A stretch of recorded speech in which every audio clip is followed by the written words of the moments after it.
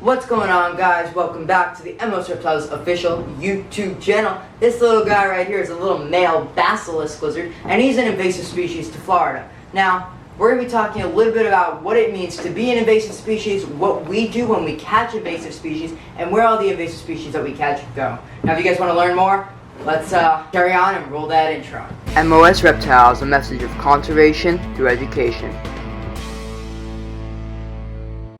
So guys, these two right here are little basilisk lizards. These are brown basilisks. Now these guys are from South America, and as you can see, they're a pretty decent sized lizard. We have a male and a female right here. Now you'll notice the difference between the male and female.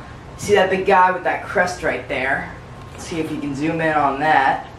See if it'll focus. Hopefully it'll focus. Are we all good? Alright. So you see that big crest right there? Now this is the female. She's got a very smaller crest, a much smaller crest, and her body is a little thicker there. Now you see right there, that little belly, this female is actually gravid. She also has a regenerated tail.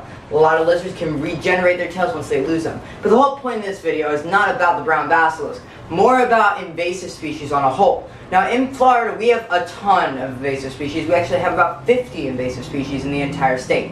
Now, if we're thinking about a lizard like this, doesn't look like it could do too much damage. Now brown basilisks are not the main invasive species that we have here in Florida, but they still are very damaging to the ecosystem. These guys are competing with a lot of our other native species, and including one of the only native lizards that we have, the green anole. They're actually eating those. So these guys are a pretty big issue in Florida. Now, we caught these guys up along with all the other animals, and we're going to show you a couple more right now. Now right in here we have a big bag of green iguanas. A lot of people, I get questions about this all the time. Why do you have these animals in a bag? Now, iguanas and snakes and a lot of other reptiles feel more comfortable in dark, small, comfortable spaces. And this little bag right here can contain all these iguanas, but it still is pretty okay for them. They're not too upset by it. Now I'm going to try and open this bag.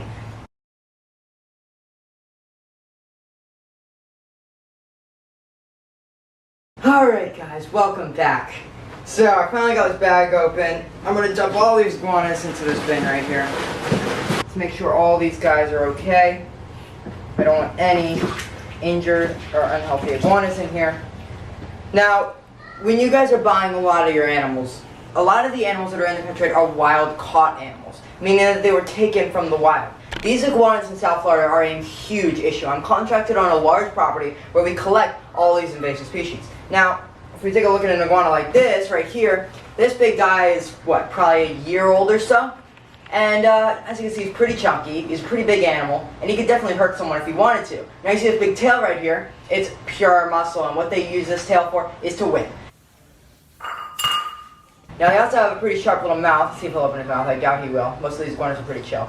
But they do have large teeth. They also have these nails right here that are incredibly sharp, and after this video you'll see my hands are all cut up. Now, these iguanas right here, what we do with these guys is, I have a friend of mine who lives up north. They've got a large property, and they come and pick up the loads of iguanas that we get each weekend, and they take them. Now, the iguanas that are taken are in a large outdoor enclosure, and I will be doing a video there eventually as soon as we can get that place all organized and the tour, you know, all cleaned up and everything like that. Now, if we're going to pull out a smaller baby here, let's see what we got. I think we got this guy, he's pretty small. Now this little guy right here is a very young iguana. This guy's probably about 6 months old. As you can see, they are all very chunky. Pull out another one right here. This guy's having a little drink. Now this guy's a little more feisty. As you can see, very chunky. I don't think any of the iguanas in here are not huge. Look at this big guy.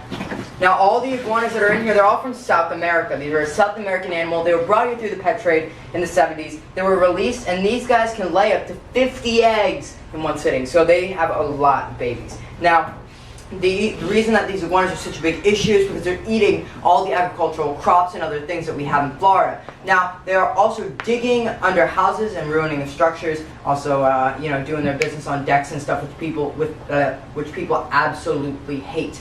Now, I'm going to pull out a bunch here. Let's see what we got. This is another bigger one.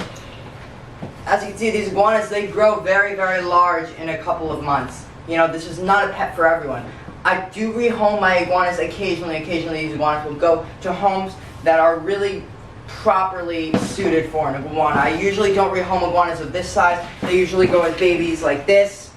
And when we get babies like this, we do try and find them the best possible homes that we can. Now if you're interested in any of the iguanas that you see here, hit me up, send me a DM. You guys do have to show a proof of your enclosure. You have to fill out a adoption form and a care form that we give to you guys that you guys have to sign out in full.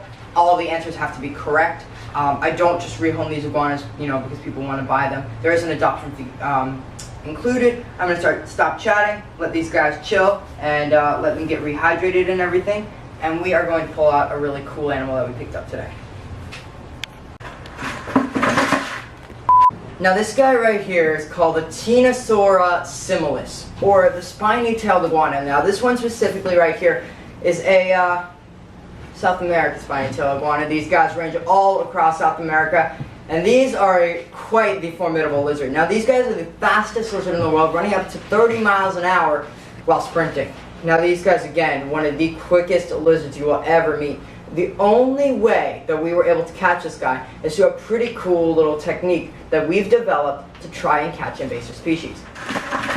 These guys are a awful invasive species in Florida, and we were actually very surprised to catch this guy. I got very, very lucky with this catch. Usually these guys hide in very tight crevices and rocks, and if they are to bite you, they can literally tear your finger off. Now these guys will give you stitches if you're not careful. Their claws are not as bad, but their teeth are one of the worst bites I have ever received. Now I did not get a bite from this guy, thank God, and I hope not to, for the time period that we are going to have him. But these guys, their bites hurt like a beak. Now these are really, really cool lizards, and I absolutely love these guys. They're called spiny-tailed iguanas because of that spiny tail right there. You guys see that? There you go. Alright, and you can just see what a prehistoric looking animal that is. They're beautiful animals. Now when this guy's in the hot sun, they absolutely love hot temperatures of up to 130 degrees. When he's in the hot sun, he's going to turn bright blue. I'm going to show a picture of that right here. Now these guys are really, really cool lizards, but again, not the pet for everyone. If you are interested in this little spiny-tailed iguana, then we can definitely set this guy up for you. Check out that mouth right there. Wow. That's amazing.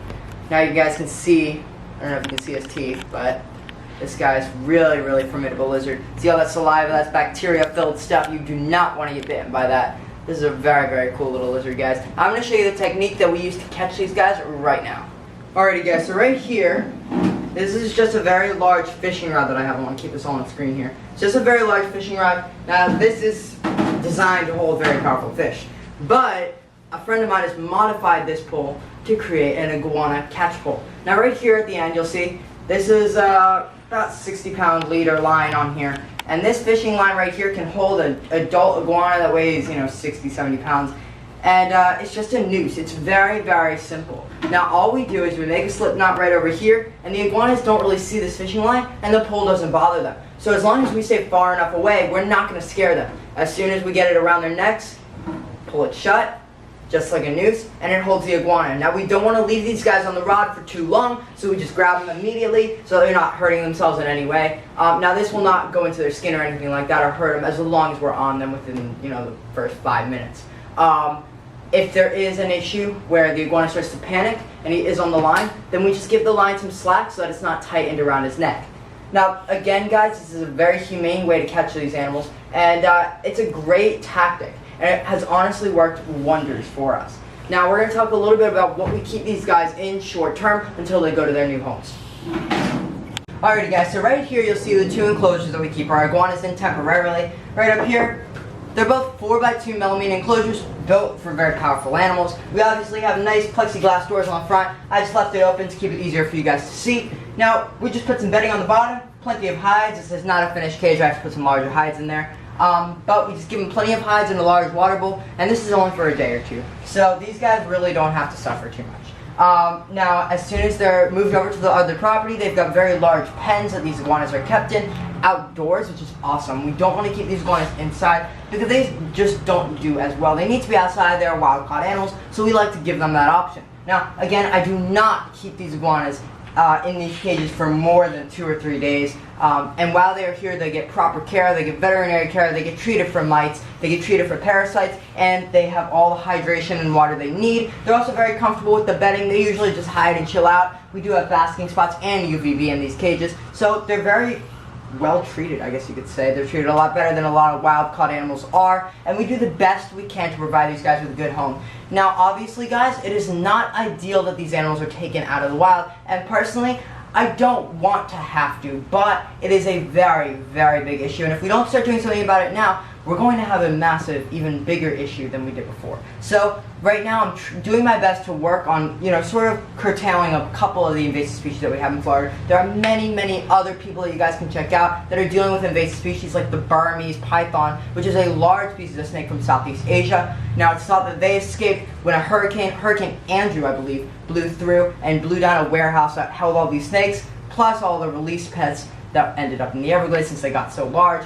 That is for another video, guys. But again, invasive species are a huge issue, and this is just what we do to try and do our part and help these animals out in the wild. Now, if you guys have any questions, any concerns, or any sort of argument that you guys want to bring at us, please contact me. Please throw it in the comments down below. Go to my Instagram, which will be linked in the bio, and I will have my email that you guys can see on Instagram. You guys can send me an email about anything that you guys have to talk about. Now, any questions that you guys have, please ask. Never hesitate. We want to hear what you guys think and how you feel about this topic. Now, I know it's not ideal, again, but I just want to hear what you guys have to think about it and what you guys have to say. We're going to get all these animals set up, and we're going to talk to you guys later. Remember to stay curious, stay positive, and love animals.